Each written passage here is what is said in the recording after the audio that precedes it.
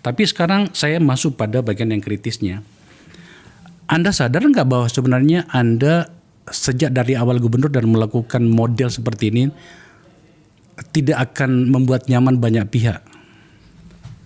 Iya, Habis Mulyono terbit Mulyadi. Itu dia. Ya, itu kan dia. itu judul salah satu media nasional kita yang menulis dan menginvestigasi terhadap fenomena yang terjadi pada dunia politik Indonesia, dunia birokrasi, dan khususnya di era kepemimpinan saya menjadi gubernur Jawa Barat. Sehingga saya juga nggak tahu bahwa narasi itu dibuat membangun stigma apa. Apa kecemasan, apa ketakutan, atau keirian, atau memang lagi suka sama saya kan tidak tahu.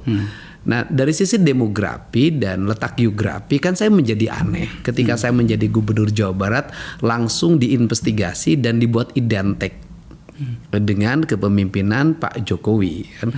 Bagi saya sih dikasih gelar apapun saya nggak ada masalah. Gelar saya kan sekarang udah 5. 1 Mulyono Jilid 2, Gubernur Kekonten, Gubernur Lambe Turah, terus kemudian Gubernur Pencitraan, kemudian ada lagi kalau saya KDM nih, gelar saya juga kan.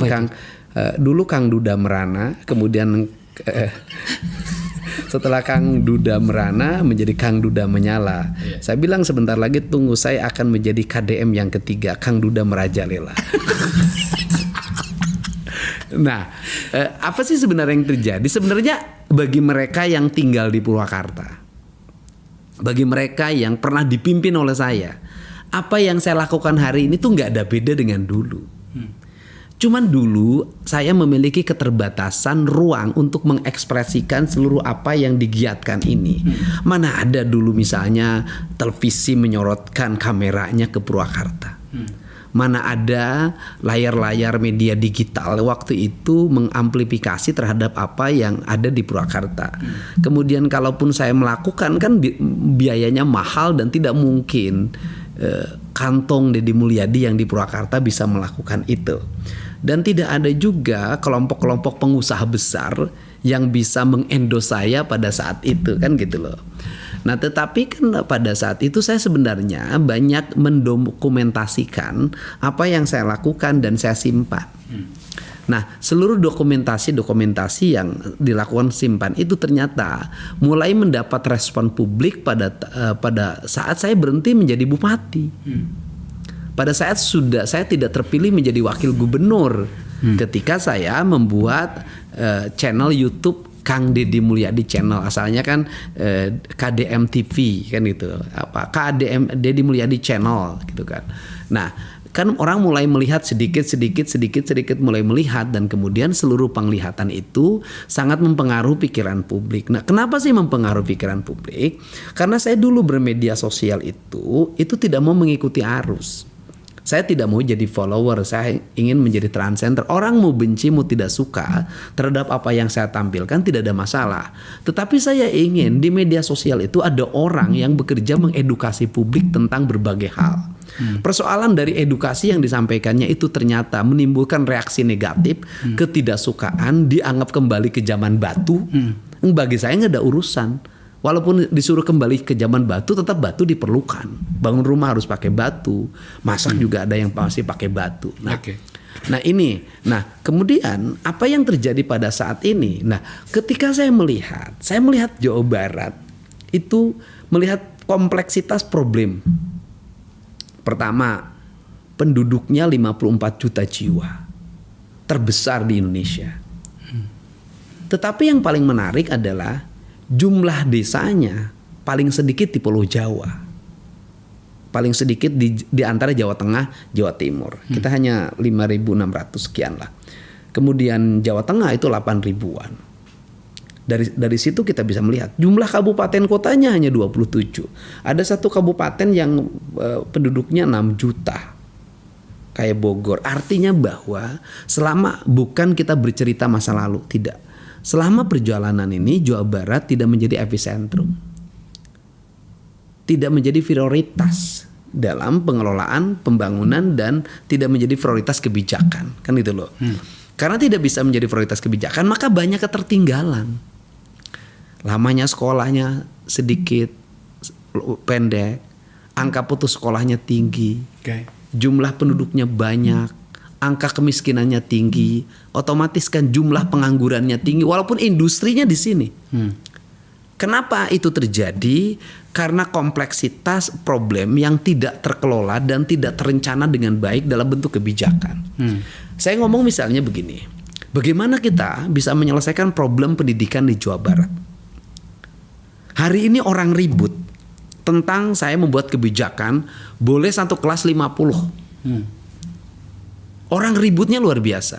Nah, yang menjadi problem bukan bahwa hari ini saya membuat ruang satu kelas 50, itu akumulasi dari problem. Problemnya apa? Kenapa 10 tahun ke belakang, 15 tahun ke belakang tidak dibuat rencana kerja untuk membuat sekolah yang cukup di setiap daerah berdasarkan rasio penduduk?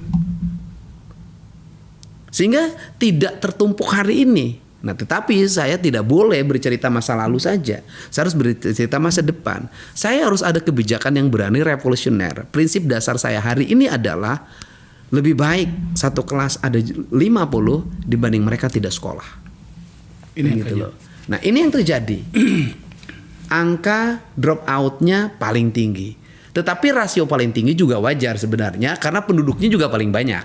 Kan gitu loh. Tetapi kan kita tidak boleh hanya berpegang pada itu, harus ada terobosan. Maka dibuatlah terobosan pendidikan. Coba lihat di angka anggaran pendidikan saja. Buku yang saya dapat dari hasil pembahasan APBD, pengesahan DPRD dan pemerintah Provinsi Jawa Barat pada waktu sebelum saya memimpin. Kan ada rasio yang aneh. Rasio yang aneh begini. Daerah membutuhkan ruang kelas. Daerah membutuhkan sekolah. Tapi anggaran pendidikannya yang mencapai 12 triliun itu isinya adalah teknologi informasi 730 miliar. Bangun ruang kelasnya kurang lebih sekitar 50 miliar. Ini berlangsung pasti berpuluh-puluh tahun loh. Nah, maka saya merubah rasio itu, yang 750 saya hilangkan, saya ganti menjadi anggaran pembangunan, anggaran ruang kelas baru. Pembangunan sekolah baru. Bayangin, dulu 1 tahun hanya membangun 1 sekolah. Per Setahun. kecamatan atau kabupaten? 1 SMA tambahannya. Artinya per kabupaten dong. Kalau SMA basisnya kabupaten Iya. kan gitu. Di anggaran provinsinya 1. Hah? Ini harus kita Nah, jelasin. sekarang saya langsung bikin 15. Artinya entar dulu. Artinya pada pemerintahan sebelumnya Penambahan sekolah baru hanya SMA cuma satu. Satu provinsi. Iya. Sekarang saya rubah jadi 15. Tahun depan saya pengen 50. Rasionya dulu bikin sekolah 1 kecamatan 1 SMA-nya. Pada 1 kecamatan tuh ada yang 15.000 penduduknya, ada yang 1 juta penduduknya. Nah, persoalannya adalah di mana letak ketidakadilan pendidikan, di mana letak tidak terserapnya angkatan pendidikan bersekolah. Bukan di daerah pedalaman, bukan di daerah kampung, bukan di daerah gunung, Tapi di daerah perkotaan. Kota Bekasi, Kota Depok, Kabupaten Bekasi, Kabupaten Karawang, Kabupaten Bogor, Kota Bogor, Kabupaten Bandung, Kota Bandung. sejak berapa tahun terakhir situasi ini Anda bisa identifikasi sesuai dengan data yang Anda Kalau terima? saya melihat sih 5 tahun terakhir 5 tahun terjadi terakhir. seperti itu. Nah, itu kan problem. Nah, di sisi lain ada problem lagi. Kita kekurangan fiskal, keuangan untuk menutupi berbagai problem pendidikan kayak tadi kan, layanan kesehatan. Tapi di sisi lain angka hibah kita tinggi. Yang viral itu Iya, kemudian. pernah hibah itu mencapai 3,5 triliun. Hibahnya kemana? Ya ke berbagai lembaga. Ke nama-nama yang pernah Anda umumkan itu? Iya, ke berbagai lembaga. Nah, kemudian selain itu pemerintah pinjam uang, PEN. Iya. Hal yang dilakukan juga oleh pemerintahan yang lain sebenarnya. Iya. Nah, tetapi sebenarnya pinjam itu semestinya tidak dilakukan karena uang kita masih cukup. Jangan satu sisi kita pinjam pakai tangan kanan, tapi memberi dengan lebih besar pakai tangan kiri. Kan pernah ada hibah mencapai nyentuh angka 12 triliun.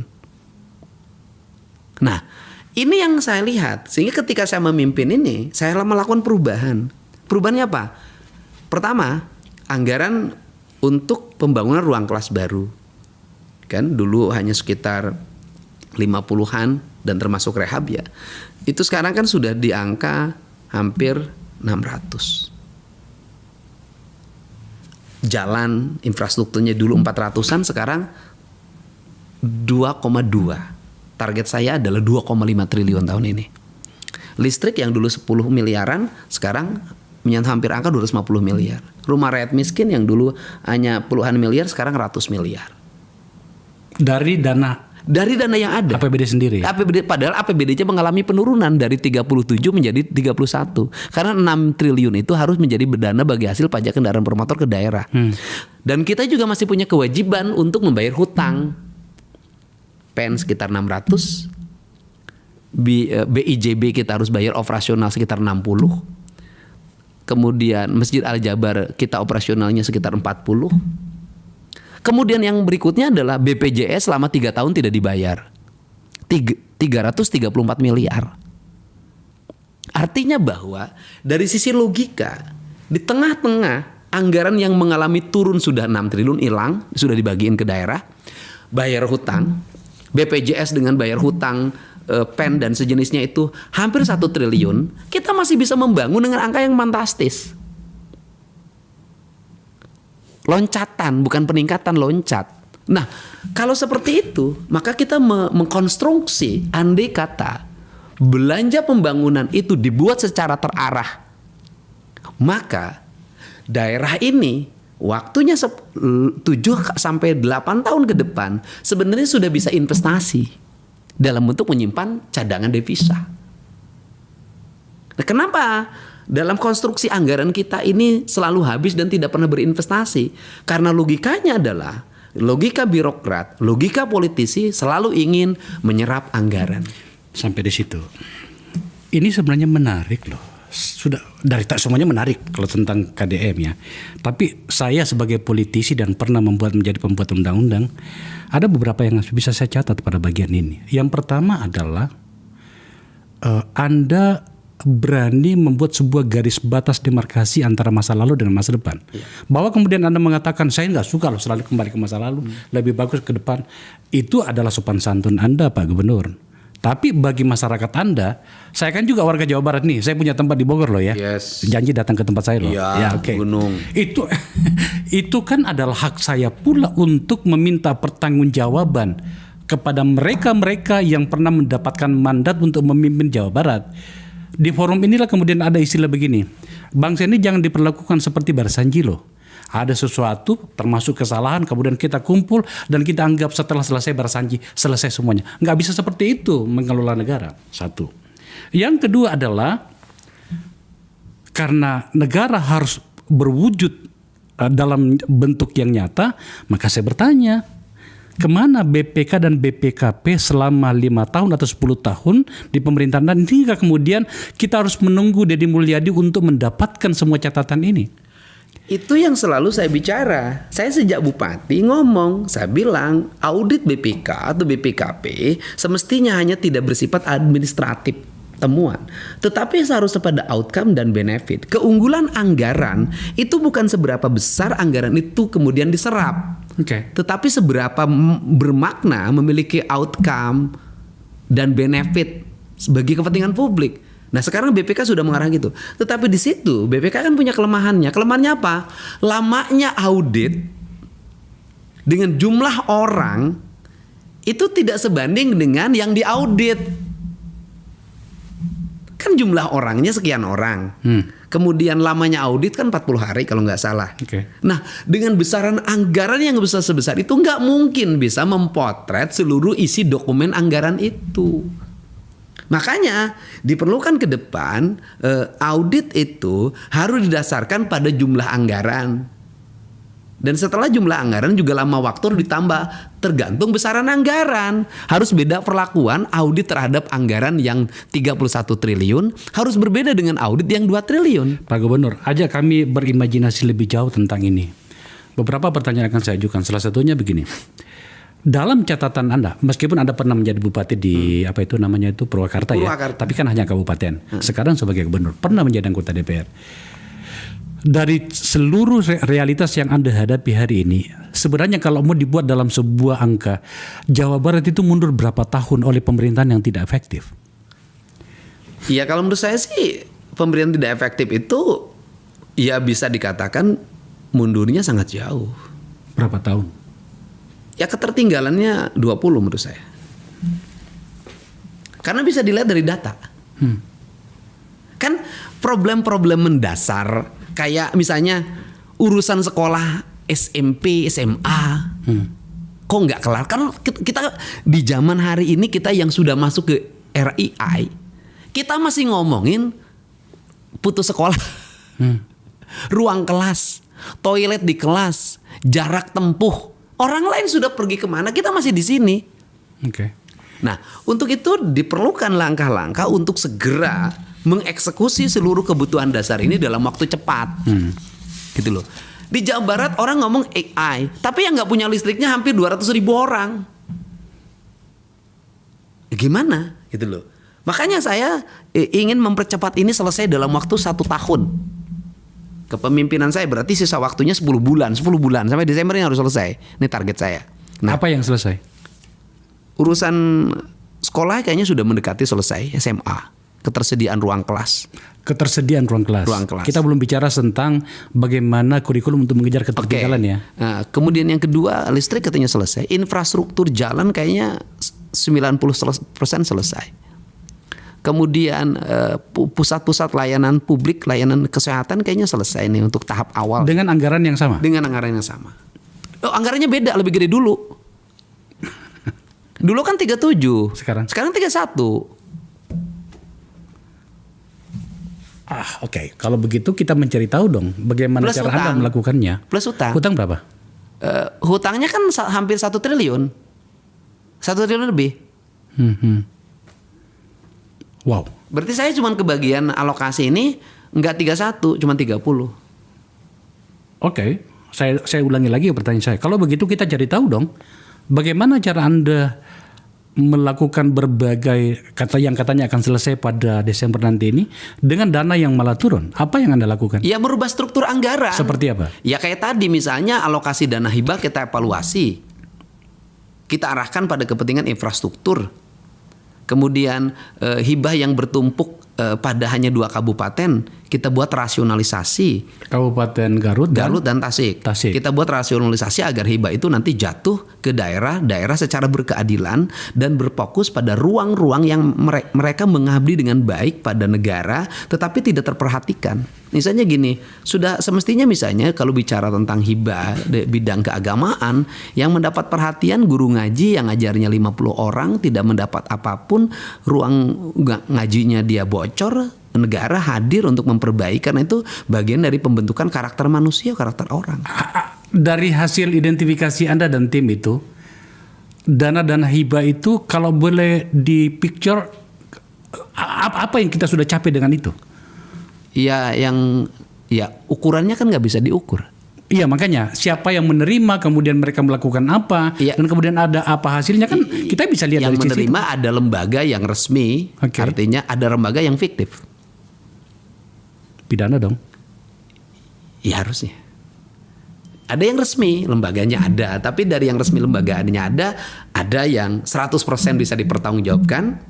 Ada yang hanya 70%, ada yang 50%, ada yang tidak bisa dipertanggungjawabkan. Pak Gubernur, silakan gunakan forum saya ini untuk menyampaikan apa yang harus Anda jawabkan dari pertanyaan-pertanyaan kritis seperti ini. Misalnya, ini alasannya lembaga-lembaga yang mendapatkan hibah ini apa, sejak kapan, siapa yang memberi dan untuk apa, itu silakan digunakan. Ya, saya selalu mengatakan bahwa kan hibah-hibah ini didapat karena akses politik dan akses kekuasaan. Karena akses politik dan akses kekuasaan, maka yang mendapatnya itu mereka yang punya akses politik dan yang punya akses kekuasaan. Sehingga jatuhnya pada itu-itu juga, tempatnya itu-itu juga, dan mereka yang tidak punya akses politik dan tidak punya akses kekuasaannya tidak mendapat. Saya kan ngalamin jadi bupati dulu, pernah di-nolin dapat bantuannya. Anda pernah mengatakan di sini? Iya. Dan itu berulang. Ketika saya tidak jadi bupati pun pernah juga tidak nol juga tuh daerah Purwakarta itu tidak dapat. Artinya tidak dapat hibah kayak orang lain, bantuan keuangan kayak orang lain gitu loh. Hanya mandatori saja yang dapat.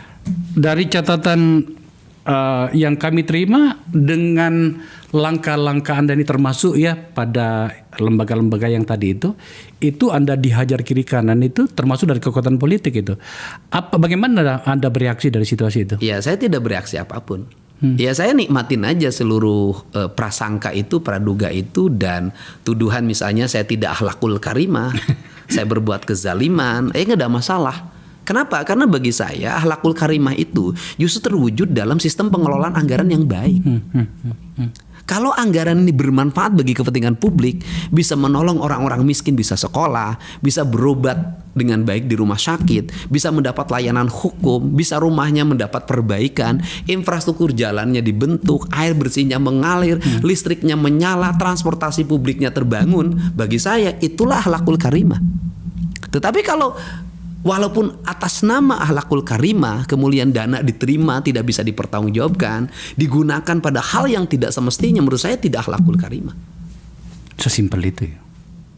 Nah, ini kan ada mindset pemahaman agama yang harus mulai diarahkan pada substansi, bahwa agama itu tugas utama orang yang menjalankan nilai-nilai agama kan berbuat adil. Yang saya suka dari cara Anda mengelola termasuk anggaran ini adalah, saya nonton sih videonya, itu adalah Anda mengembalikan keadilan proporsi anggaran itu. Ya. Contoh misalnya dari pajak BPKB ya. Pajak kendaraan bermotor. Ya, pajak kendaraan bermotor. Di mana kemudian dananya, anggarannya besar, tetapi ternyata pada pemerintahan sebelum Anda itu di-share kemana-mana. Oh, iya. Anda mengembalikan pada di mana tupoksinya dia dari itu. Iya. Yang lainnya ya silakan cari dana sendiri juga. Itu menurut saya itu keadilan itu. Nah, ini implikasinya luas, bukan hanya pada provinsi. Oke. Tapi implikasinya kepada kabupaten kota. Kabupaten kota hari ini sudah membelanjakan dana bagi hasil pajak kendaraan bermotor 100% untuk infrastruktur jalan. Dan sekarang kabupaten kota di Jawa Barat mengalami lonjakan kenaikan belanja infrastruktur jalan.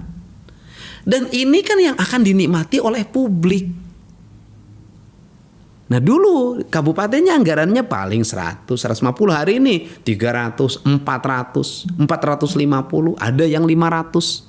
Dan terjadi percepatan karena setiap daerah berlomba hari ini. Karena saya dalam setiap waktu berkumpul dengan mereka, kemudian saling bercerita tentang apa yang terjadi dan membedah anggaran. Nah, ini kan sisi lemah ya. Dari sisi aspek pengelolaan anggaran itu kan dievaluasi.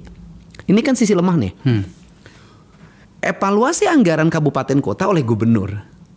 Evaluasi anggaran gubernur provinsi oleh Mendagri. Oke. Evaluasi dilakukan itu 14 hari setelah anggaran disahkan. Kan kemudian apa yang dilakukan dalam waktu 14 hari di mana semua orang mengajukan buku APBD yang sama. Yang terjadi adalah hanya koreksi administratif. Substantifnya kan tidak terkoreksi. Betul, secara administratif seluruh anggaran ini sudah terencana dengan baik, sudah disahkan. Tetapi secara substantif kan anggarannya tidak tepat sasaran, tidak berfokus pada apa yang menjadi kebutuhan dasar layanan. Kan itu yang terjadi. Nah, metodologi ini hari ini saya rubah. Saya rubahnya bagaimana? Itu bisa dilihat di tayangannya. Bupati wali kota saya ajak ngomong dengan kepala Bapedanya, dengan sekdanya, dengan para kepala OPD teknisnya, itu untuk membahas itu sebelum KUA PPAS dibuat. Sehingga saya bisa memberikan gambaran anggaran Anda sekian.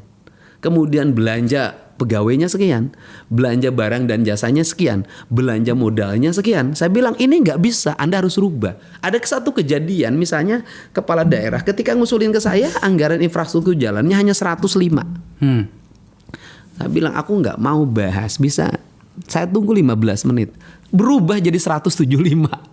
Artinya dalam waktu 15 menit dia bisa menggeser alokasi 75 miliar. Itu kalau dikasih 1 jam itu bisa 250 miliar itu. Nah, itu kan yang terjadi. Kenapa yang terjadi? Ini kan di penyusunan anggarannya itu kan copy paste. Tahun kemarin sosialisasi produk undang-undang. Hari ini sosialisasi produk undang-undang. Tahun kemarin sosialisasi keluarga berencana. Hari ini sosialisasi keluarga. Kan copy paste semua. Nah, ini yang saya rubah hari ini, nggak boleh ada copy paste. Semuanya harus berdasarkan apa yang menjadi kebutuhan dasar publik, itu target utamanya, dan itu saya buat skala prioritas. Dan sekarang bupati wali kota, misalnya bupati wali kota saya kasih edaran tidak boleh memberikan hibah kecuali mandatori. Nah, sekarang kan semua bergeser tuh, anggarannya menjadi membesar. Di tengah-tengah efisiensi, di tengah-tengah pendapatan mengalami penurunan, tetapi kita bisa survive. Artinya apa? Dalam keadaan kita APBD-nya tidak sesurvive dulu misalnya kan, kita masih bisa belanja dengan baik dan jauh lebih tinggi dibanding waktu APBD-nya survive. Kan kebayang kalau anggaran itu dari dulu disusun dengan baik. Saya ikuti logika ini dan kemudian saya turunkan dikit tensi diskusi kita, Pak Gub. Meskipun saya menyukai tensi tinggi itu. Begini, pada beberapa bagian tertentu ada realitas yang harus kita lihat. Apa itu? Bahwa saya yakin judul dari gerakan Anda itu adalah perubahan. Saya yakin substansi utama dari seluruh langkah-langkah ini adalah melompat jauh ke depan. Tetapi kan tidak semua pihak di Jawa Barat yang 40 juta lebih itu bisa Anda bawa ke masa depan dengan cara Anda. Ya. Terutama sekali pada seluruh aparat pemerintahan Anda, mulai dari level kantor gubernur sampai ke bawah ya. Anda tidak sedang mencoba untuk menghitung juga beberapa risiko yang harus dihadapi kalau kemudian terlalu cepat Anda melangkah. Iya, setiap kebijakan, keputusan itu pasti ada resikonya, dan bagi saya nggak ada problem. Bukan soal risikonya Pak Gub, tapi maksud saya ini adalah orkestrasi ya. Oh iya, paham saya. Birokrat itu mengikuti. Mereka bisa ikut ya? Mengikut. Jajaran birokrat di Provinsi Jawa Barat relatif adaptif terhadap apa yang saya lakukan. Karena birokrat itu kan tergantung pilotnya. Dibawa cepat ya dia bakal cepat. Dibawa lambat dia bakal lambat. Dibawa tidur ya dia bakal tidur. Itulah birokrat. Diajak kerja dia akan kerja. Diajak jalan-jalan dia seneng. Birokrat itu kan diajak apapun seneng. Karena apa? Karena siapatnya dia melayani pimpinan. Itu loh, kan nggak ada problem. Kemudian apa sih yang terjadi saat ini adalah optimisme publik. Yang orang nuduh saya pakai buzzer itu. Padahal yang terjadi adalah publik bahagia. Di mana dulu dia tidak tahu anggaran provinsi itu seperti apa, peruntukannya untuk apa. Hari ini mereka bisa mengakses, bisa melihat, dan saya ngomong di YouTube disebutin angka-angkanya. Dan setelah itu mereka cek ke lapangan, kan banyak konten kreator tuh, yang youtuber di daerah itu, mereka itu yang video pembongkaran sungai, bangli, mereka melihat bagaimana pembangunan jalan, pembangunan jembatan, irigasi, sebentar lagi pembangunan sekolah, taman-taman yang dibangun, sehingga mereka menjadi merasa bahwa ini pembangunan tuh terjadi, ternyata yang diucapkan itu ada di lapangannya. Sehingga publik itu menjadi terpartisipasikan dalam sebuah konsep gagasan yang saya usung, memiliki multiplayer efek media. Kan publiknya jadi tahu semua. Karena apa? Karena mereka yang berpartisipasi. Nah, ketika mereka berpartisipasi, mereka juga dapat kesukaan, kan, like-nya banyak, komennya banyak. Kan itu yang terjadi, kemudian follower mereka naik. Kan publik kita lagi senang itu hari ini. Nah, coba kalau seluruh alokasi itu dibuat dalam bentuk gerakan media yang itu kemudian sebuah barikade policy media yang diberikan pada masyarakat, didorong oleh kita, kan belum tentu disukai. Tapi pada level tertentu dalam konteks yang sedang kita bahas ini, kritikan itu muncul terutama karena bagian ini, bahwa Anda dianggap tidak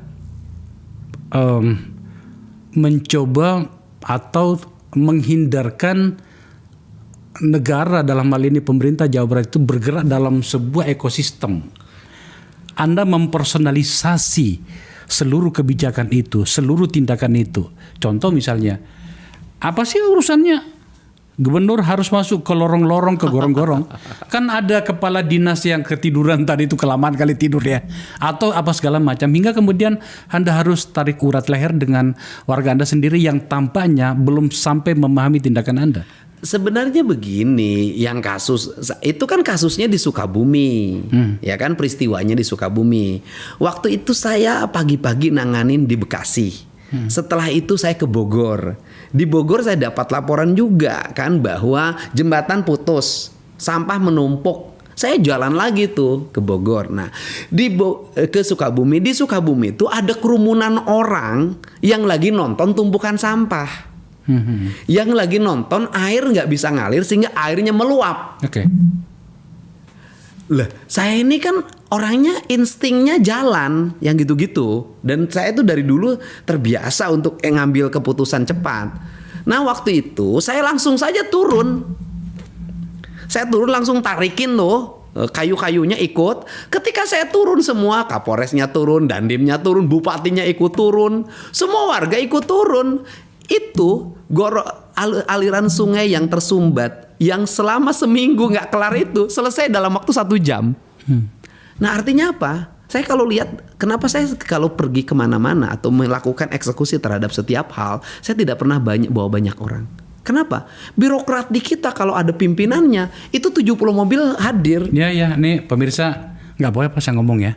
Ini datang ke sini ini bersama dengan 2 orang saja, supir dengan 1 orang. Kepala Dinas Pendidikan, itu pun karena dampingin di kantor Kementerian Pendidikan Dasar dan Menengah. Tadi kami dapat informasi, Kang, ini cuma berdua aja dengan supir.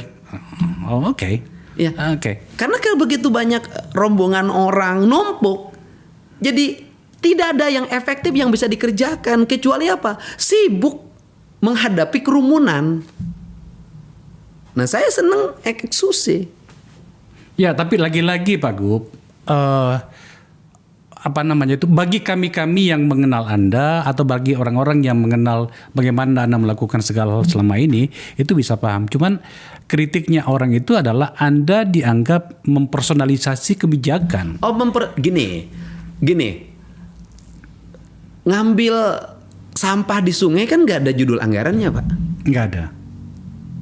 Jadi itu bukan kebijakan, itu tindakan, Pak. Tindakannya. Kemudian ketika ada bangli numpuk ribuan, kan nggak ada judul di APBD Provinsi Jawa Barat pembongkaran bangunan liar. Itu adalah tindakan. Seluruh tindakan-tindakan ini bukan tindakan-tindakan atas nama anggaran, tapi tindakan atas nama kepentingan umum. Katakanlah seperti itu. Karena atas nama kepentingan umum, maka tindakannya menjadi dilakukan personal, memobilisasi orang. Iya, oke, kita terima itu kan. Sejujurnya saya bisa paham. Tapi maksud saya, ini kan saya harus memediasi banyak pikiran di sini kan. Maksudnya begini, oke, kita ikuti logika itu, bahwa tindakan itu bukan berbasiskan anggaran atau mengikuti anggaran. Tapi kan tidak harus Anda yang turun tangan. Model Indonesia itu begini, kita buatkan SOP-nya. Oke, Bupati, saya tidak mau melihat ada sungai yang tersumbat. Skepnya sekian ini kan gitu. Lakukan. Anda tinggal mengkonsolidasikannya dan melakukan pengawasannya di tingkat di mana Anda tidak harus kemudian menghabiskan energi untuk itu. Nggak akan jalan. Nggak jalan. Taruhan saya nyuruh bupati, bupati nanti nyuruh kepala dinas nanti nyuruh camat nyuruh lurah. Tetapi yang terjadi terbalik sekarang. Setelah saya melakukan tindakan-tindakan itu, sekarang saya sudah tidak lagi turun, Pak. Oh, sudah tidak turun lagi? Karena apa? Karena Satpol PP-nya sudah berjalan dengan sendirinya. Role model tercipta dengan sendirinya ya? Kenapa? Karena Satpol PP sekarang sudah punya nyali. Melakukan pembongkaran itu rakyatnya sudah menerima, tidak melakukan perlawanan. Kenapa? Karena ada dukungan publik yang sangat kuat. Kenapa dukungan publik yang sangat kuat? Karena tindakan awal yang saya lakukan. Good. Saya syukur nggak ada lagi saya bongkar-bongkar hari ini. Saya cuma terima laporan sore ini. Sore ini nih, kan kemarin ada kepala desa tuh, Pak, yang 73 sudah kita bongkar, Pak. Apa itu? Rumah di sungai. Bantaran sungai di Bekasi itu. Bekasi. Oke. Terus itu Pak, kan Bapak janji mau ngasih buat kontrakan. Ya udah nanti hari Kamis. Hari ini nih jam 4 nih lagi dibagikan. Tidak perlu saya lagi. Ya udah nanti hari Kamis jam 4 ada yang membagikannya. Tidak usah saya lagi. Sudah jalan sistemnya. Saya hari ini tinggal perintah ke Bupati Bekasi, tinggal perintah ke Bupati Kerawang, tinggal perintah ke Bupati Subang, Purwakarta hampir 400 bangunan liar yang dibongkar. Kota Bekasi, Bogor sangat rajin. Majalengka sudah mulai, Sumedang katanya akan memulai gitu loh. Kan ada yang Terhadap daerah yang tampak tidak cukup sigap untuk mengikuti Anda, apa yang Anda lakukan? ya saya kalau mereka kan tidak jadi disebut sama saya kalau dalam berbagai kegiatan. Kan saya ini Raja Bongkor, ini Ratu Bongkor, Ratu Gusur gitu loh. Yang lain kan nggak disebut. Kan nggak enak juga kan disebut jelek-jelek, kayak kamu sih belum berani kan gitu loh. Bahkan saya ada salah satu senior kepala daerah yang hari ini, Pak Didi tolong dong datang ke tempat ini. Senyap aja, nggak usah cerita, sikat. Loh, nanti menyinggung Bapak. Enggak, lakukan aja. Karena aku udah kesel nih, lambat banget. Kan begitu terjadi. Dalam hitungan Anda, percepatan yang bisa dilakukan ini baru bulan ke-9 ya? 6 ya? 6 Februari kan? Oh iya. Oh iya, baru ke-6. Kalau banyak yang melihatnya sangat banyak ya, tetapi saya pengen dari sudut pandang seorang Deddy Mulyadi sendiri, berapa langkah percepatan yang bisa Anda lakukan pada 6 bulan pertama ini? Silakan klaim. Ya tinggal diukur aja. Dulu dari 400 menjadi 2,5 berapa percepatannya. Oke. Ya kan, dari 50 misalnya menjadi 1,2 berapa percepatannya. Dari 10 menjadi 250 berapa percepatannya. Kan gampang, dari 20 menjadi 750 berapa percepatannya. Itu kan berarti kepemimpinannya. Kalau orang memimpin selama 50 tahun mungkin saya setahun. Bisa diterima itu klaim itu? Ya ukur aja nanti, kan gampang, tinggal di-riset. Ya Pak pemirsa, saya seperti yang Anda tahu, saya itu tidak gampang kagum ya. Tapi untuk yang kali ini meskipun saya kritisi pada beberapa bagian, saya terima dari pernyataan itu tadi. Karena sejak Anda jadi gubernur kan 2-3 kali saya ke sana meskipun tidak harus lapor sama Anda itu memang ada yang terlihat gitu ya. Tetapi lagi-lagi kemudian risiko lanjutan dari yang saya bayangkan, saya nggak tahu apakah betul ada, bahwa Anda menjadi musuh bersama dari orang-orang yang mungkin menikmati terlalu banyak dari Jawa Barat. Anda sadar nggak itu? Ya sadar, dan musuh bersama itu kan hari ini kan dalam berbentuk stigma politik. Itu tapi jumlahnya tidak banyak, hanya elit saja. Publik secara umum suka, tetapi yang menjadi problem adalah justru gencarnya Bajir hari ini bukan di Jawa Barat. Justru saya lihat domisilinya Jakarta semua. Oh iya. Ya, serangan Bajir yang dilakukan itu saya lihat rata-rata domisilinya Jakarta. Saya tidak tahu juga, misalnya begini deh, masuk sekolah di Jawa Barat itu jam 6:30 udah dari baru, ya kan? Tapi di Jakarta kan sudah dari dulu. Tapi yang ributin masuk sekolah 6:30 itu yang tinggal di Jakarta, yang di Jakartanya 6:30. Apa Anda tidak merasa bahwa ini adalah bagian dari respon beberapa pihak atas pernyataan Anda tentang dengan APBD Jakarta yang sebesar itu saya bisa memberikan 50 juta berapa per orang gitu? Itu ceritanya begini. Waktu itu ada asosiasi DPRD Provinsi Jawa Barat, kan ada organisasi asosiasinya. Nah kemudian ketua umumnya itu kan ketua DPRD daerah Jakarta, ya kan. Kemudian saya tanya berapa APBD-nya DKI? 90 triliun. Kang Deddy berapa? Cuma 31. Penduduknya berapa? Kan kurang lebih sekitar 8 juta. Loh. Nah kemudian terinspirasilah saya dengan angka itu gitu loh. Ini duit gede, penduduknya sedikit itu. Nah saya duitnya kecil, penduduknya banyak. Artinya tidak secara spesifik ingin menyentuh. Jadi Jakarta, lebih pada terpengaruh dari pernyataan Pak Ketua DPRD sebelum saya bicara. Konteksnya lagi bicara dengan Pak Ketua DPRD itu. Karena saya bicara waktu itu di hadapan para anggota DPRD dan Ketua DPRD se-Indonesia dari berbagai provinsi. Jadi konteksnya itu. Atau bahkan tidak lebih besar dari itu ya. Apa yang saya maksud adalah kebetulan kami punya sistemnya di sini ya, teknologinya di sini. Bahwa kemudian tiba-tiba nama Anda itu masuk pada salah satu tokoh atau figur yang bisa dipertimbangkan untuk perpolitikan nasional pada tahun 2029.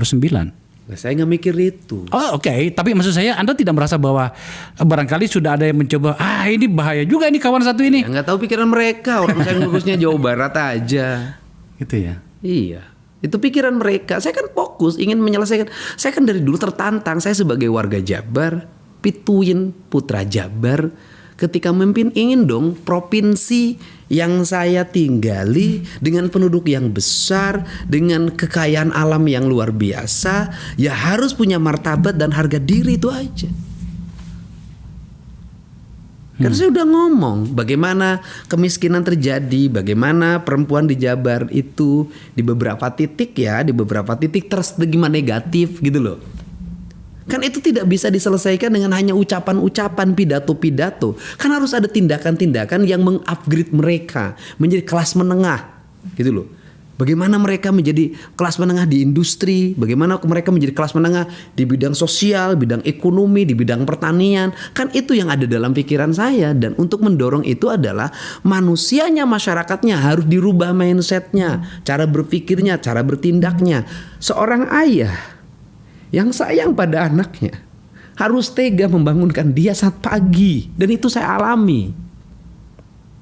Saya ini hasil dibangunkan pagi-pagi oleh ayah saya. Ayah saya harus tega melihat anaknya menghabiskan waktu masa kecilnya hanya untuk mengembala sepulang sekolah. Ayah saya harus tega, saya mikul kayu bakar 5 km dari hutan ke rumah. Untuk apa? Untuk agar saya bisa bersekolah.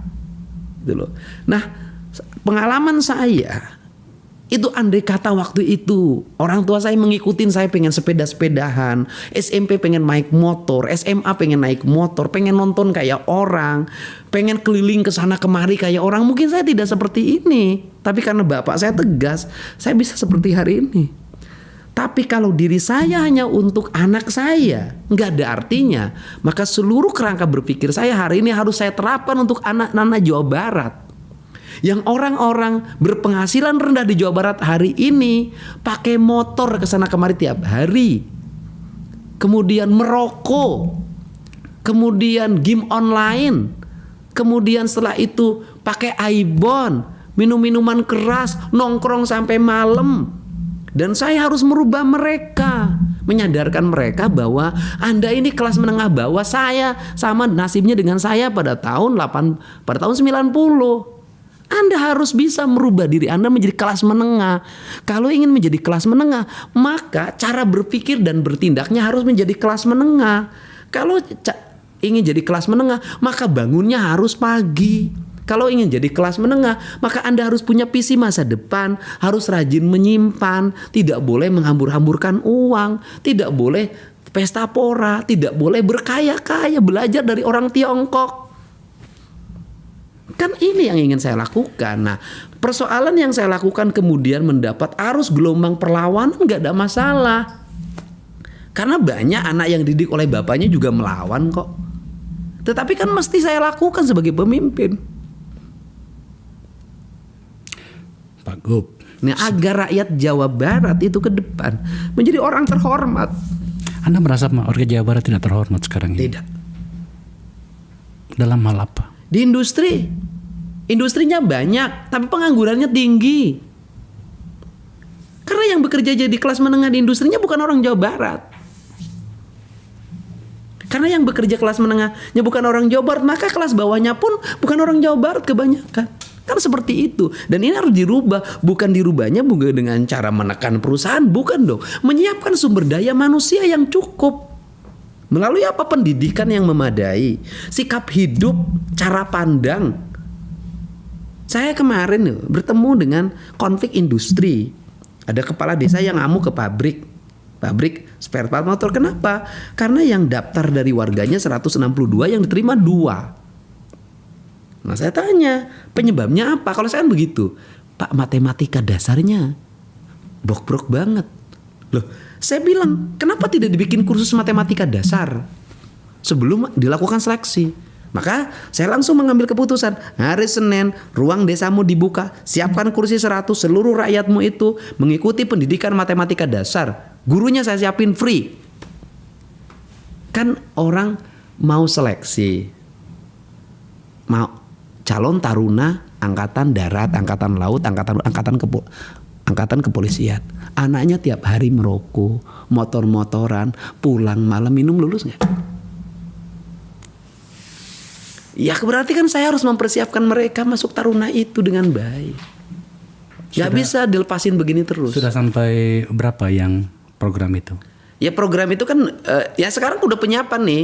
Yang sekarang nih BYD ya kan butuh 6.000. Yang dari Subang yang tempat asalnya 1.500, Purwakarta 1.500, Kerawang 1.500. Saya ke bupatinya saya bilang, kamu cari lagi 1.500 atau 3.000. Siapin seluruh gedung kantor kamu daripada kosong-kosong itu. Siapin ruang-ruang kantor desa. Siapin pelatihan, didik agar apa? Jadi kelas menengah baru. Yang siswa dikumpulin di kerjasama dengan TNI itu seperti apa? Oh itu berhasil Pak. Berhasil. Mereka itu anak-anak yang bawa celurit, bawa parang, berkelahi dalam setiap waktu, narkoba, minum Inex.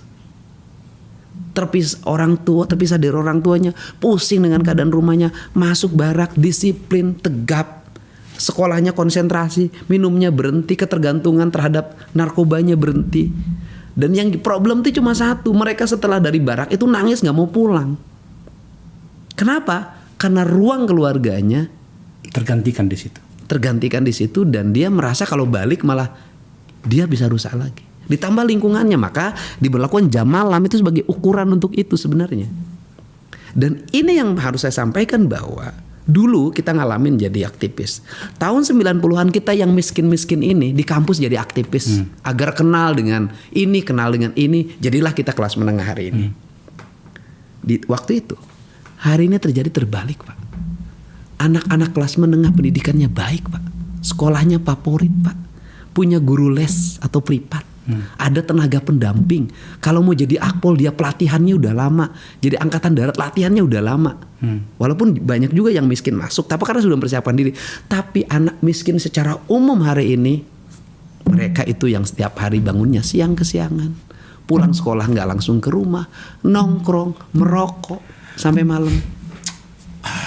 Salah satu pembicaraan di telepon kita itu, Pak Gub, Anda pasti masih ingat, saya bertanya begini, Kang Deddy, satu yang paling saya takutkan dari Anda adalah Anda kehabisan energi untuk ini. Masih ingat? Iya. Saya mau tanya itu lagi. Apa Anda akan kehabisan energi dengan gaya Anda seperti Enggak. ini? Karena apa yang saya lakukan kan bukan didesain berdasarkan rencana politik atau pakai konsultan. Saya kan mengikuti kata hati saya. Karena mengikuti kata hati saya, ya selama alam semesta masih ada, kita pasti memiliki energi yang besar. Kan ruangnya bukan pada ruang pemikiran para ahli saya. Ruangnya pemikirannya adalah ruang hati saya yang ya mungkin berasimilasi dengan semesta gitu ya kepada Allah. Ya saya tidak akan kehabisan energi. Buktinya dari saya seperti ini sejak tahun 2003. Nggak habis tuh sampai sekarang. Saya menyukai jawaban itu. Pada sisi yang lain yang ini yang menarik Pak Gub. Anda pasti sadar. Tiba-tiba ada KDM model. Saya ya geli juga sih melihatnya. Tiba-tiba gubernur yang notabene kalau ditanya wartawan itu marah atau lari ngibrit. Tiba-tiba bikin akun juga ikut-ikutan seperti Anda. Menarik sih, pada akhirnya mereka sadar bahwa ternyata nggak bisa bersembunyi lagi atas nama teknologi bernama teknologi informasi. Anda sadar nggak itu? Iya, ya saya melihat sih ya, gitu. Saya melihat banyak pihak yang dulu menganggap role model yang saya lakukan itu terlalu narsis, terlalu konten. Ada yang mengatakan gitu. Tetapi pada akhirnya mereka mengeluarkan uang yang cukup banyak untuk dukung konten kreator dan ahli media itu loh. Ada sendiri keluar duit untuk itu nggak dari pemerintahan? Ya kan di pemerintahannya dari 50 tinggal 3 miliar. Saya nggak tahu 3 miliar belanjanya untuk apa, saya nggak pernah. Terus dananya dari mana? Saya? Iya, yang kan nggak pakai. Saya nggak pakai duit. Yang tadi itu ya alamiah aja ya. Alamiah aja. Ya sekarang kan gini, media juga kan mau tidak mau kan harus memberitakan. Karena kan ketika saya posting rame. Ya. Kalau dia memberitakan penontonnya banyak. Pertanyaan pada bagian ini sebenarnya itu gini. Ada nggak yang banyak datang pada Anda? Saya lihat sih ya, saya nggak perlu menyebut namanya ya, termasuk seseorang yang tampaknya lagi viral itu. Banyak nggak yang datang pada Anda? Gimana sih caranya untuk memerintah atau memimpin daerah dengan cara seperti Anda itu? Ada yang banyak nanya nggak? Ya ada sih nanya ngobrol. Saya bilang selalu nanya ke Kang Deddy konsultannya siapa, nggak punya. Kang Deddy tim ahlinya nggak ada. Sampai mana layar digitalnya yang ada gambar-gambar peta, nggak punya. Saya bilang saya mah cuma pakai HP doang. Saya bilang gitu.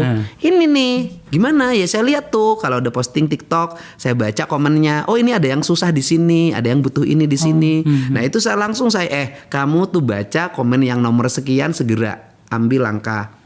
Gitu saya. Dan itu banyak kan saya menggunakan staf-staf pribadi saya. Kamu pergi ke sana jemput orang sakit ya. Kamu ambulannya jalan ke sana ya. Kamu ke sana ya. Nah kemudian nanti teman-teman Pemda provinsi itu saya paling alokasi nolong ini ada nggak?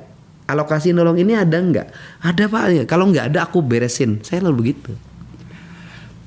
Seandainya saya warga Jawa Barat dan tinggal di Bandung atau di salah satu kabupaten di Jawa Barat, meskipun tadi saya katakan saya punya tempat kecil di daerah Anda itu, ada satu yang saya bayangkan sebenarnya untuk dilakukan.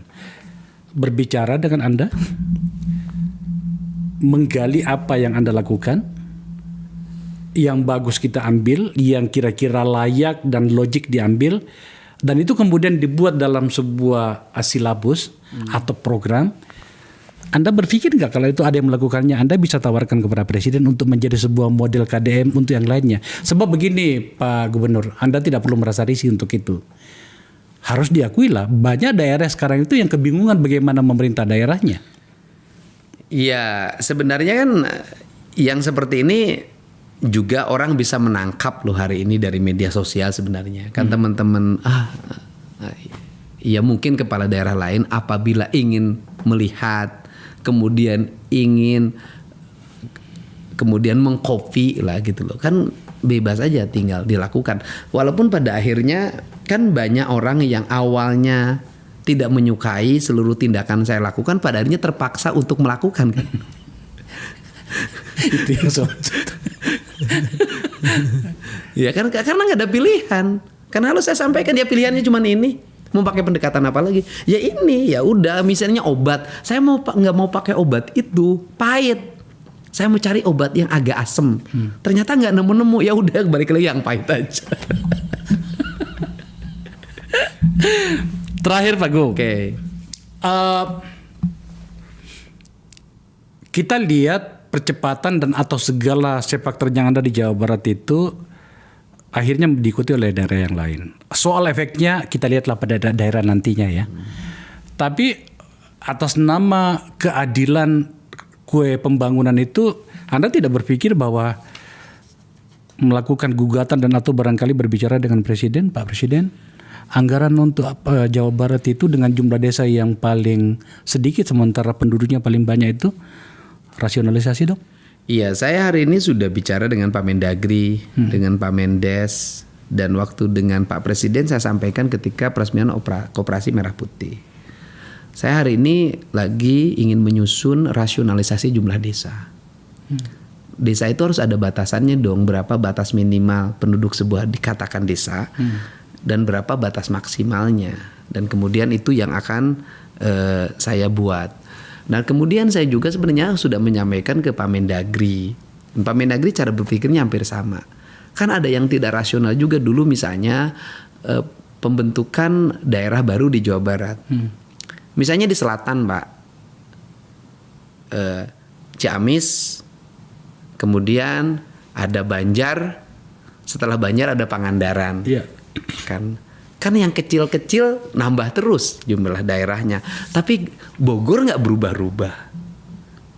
Sukabumi nggak berubah-ubah. Hanya berubah jadi kota. Nah ini kan lucu Pak. Sukabumi. Ada kabupaten Sukabumi yang gede banget. Ada kota Bogor yang penduduknya kecil banget. Ada kota Cimahi yang kecil banget. Ada kabupaten Bandung yang gede. Ada kabupaten Bandung Barat yang gede. Ada kota Cirebon yang kecil banget penduduknya, ada kabupaten Cirebon yang gede banget penduduknya. Kan pemerintah harus rasional dong. Saya termasuk yang bisa nggak sih misalnya kotanya berubah jadi kabupaten, kemudian jumlah wilayahnya ditambah, kan daripada harus nunggu moratorium. Kan ini yang selalu saya sampaikan. Kenapa? Karena negeri ini perlu percepatan perubahannya. Jangan sampai hari ini kan ada nih yang kayak kota Cimahi nyari penduduk baru. Kota Sukabumi juga sampai di depan saya, bisa nggak yang kecamatan itu buat saya? Kan ini harus segera dibuat regulasinya oleh pemerintah, duduk secara bersama-sama agar terjadi keadilan fiskal. Nah ini hanya untuk internal Jawa Barat aja ya. Kalau ditambah kebijakan negara ya sudah semestinya dong kabupaten Bogor ya minimal harus jadi 3 kabupaten menurut saya. Saya ingat itu Pak Gub, karena dulu waktu kami merancang itu yang saya sampaikan tadi, revisi Undang-Undang Pemilu, di mana untuk menentukan Dapil Jawa Barat Bogor itu harus merubah formula gitu, karena kebanyakan penduduknya seharusnya 9 kursi saja lebih. Jadi saya bisa pahami pada bagian ini. Tapi ya itu tadi lagi-lagi Kang Deddy, selain soal segala kontroversi yang muncul, saya mendoakan Anda agar kemudian tidak kehilangan energi. Enggak lah, insya Allah. Betul ya? Enggak. Saya dari dulu begini kan gak pernah berubah. Nah kalau begitu saya berikan pertanyaan paling terakhir. Iya. Dan aduh tadi ada yang terakhir. Paling terakhir. Awas setelah ini gak ada pertanyaan lagi kan? Karena ini yang paling banyak orang tanya. Apa tuh? Saya nggak ngerti relevan nggak. Yang mengatakan begini. Kalau ingin melakukan percepatan di Jawa Barat lebih cepat lagi, ya harus punya ketua Dharma Wanita Jawa Barat dong. Gak ada kaitan pembangunan. Bukan ketua Dharma Wanita, ketua PKK. Ketua PKK, ya sorry Ya kan, gak ada kaitannya. Gak ada kaitannya. Justru kalau tidak cocok bisa menghambat. Kan kalau tidak cocok bisa menghambat. Pulang malam di mana ya? Cepat pulang. Pergi pagi mau kemana lagi nih? Nah nanti gubernurnya bertengkar terus sama istrinya. Saya tidak mau melanjutkan pertanyaan ini supaya bisa kemana-mana. Pak Gubernur, thank you ya. Ya, jadi kalau bisa diselesaikan sendiri ngapain harus berdua. Sekali lagi terima kasih. Ada banyak pertanyaan. Cukup lama juga saya menunggu Anda ya, karena sekitar 2 bulan yang lalu kita bicarakan. Jangan sampai, oh ya bener nih Kang Deddy itu gubernur konten kerjanya podcast aja. Janganlah, kerja dulu. Oke.